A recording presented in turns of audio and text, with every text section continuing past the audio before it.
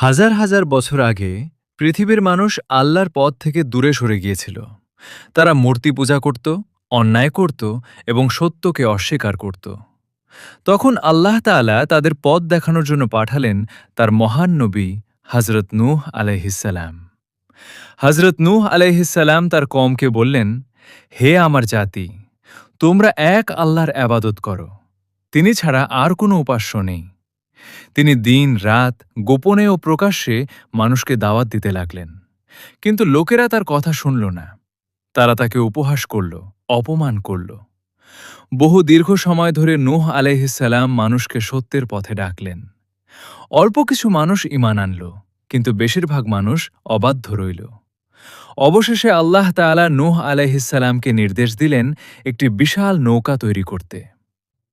নূহ আলাইহিসসালাম আল্লাহর হুকুম মেনে কাঠ জোগাড় করতে শুরু করলেন। তিনি ধীরে ধীরে বড় একটি নৌকা বানাতে লাগলেন। মানুষ তাকে দেখে হাসাহাসি করত। তারা বলতো, শুকনো জায়গায় নৌকা কেন বানাচ্ছ? কিন্তু নূহ আলাইহিসসালাম থামলেন না। তিনি জানতেন এটি আল্লাহর আদেশ। দিনের পর দিন কঠোর পরিশ্রমে নৌকা তৈরি হল। তারপর আকাশ কালো হয়ে গেল। আল্লাহর আদেশে প্রবল বৃষ্টি নামতে শুরু করল। নূহ আলাইহিসসালাম ঈমানদার মানুষদের এবং প্রাণীদের জোড়া জোড়া নৌকায় তুললেন। নৌকাটি বিশাল ঢেউয়ের মাঝে ভাসতে লাগল। আর আল্লাহ নূহ আলাইহিসসালাম ও মুমিনদের রক্ষা করলেন। প্রবল বন্যার পর ধীরে ধীরে আকাশ পরিষ্কার হতে লাগল।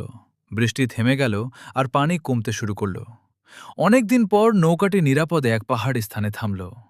হযরত নূহ আলাইহিসসালাম আল্লাহর কাছে সিজদায় পড়ে শুকরিয়া আদায় করলেন। তারপর তিনি মুমিনদের নিয়ে নৌকা থেকে নেমে এলেন। তারা নতুন করে জীবন শুরু করলেন। চারদিকে ধ্বংসের চিহ্ন থাকলেও তাদের মনে ছিল আল্লাহর প্রতি ভরসা।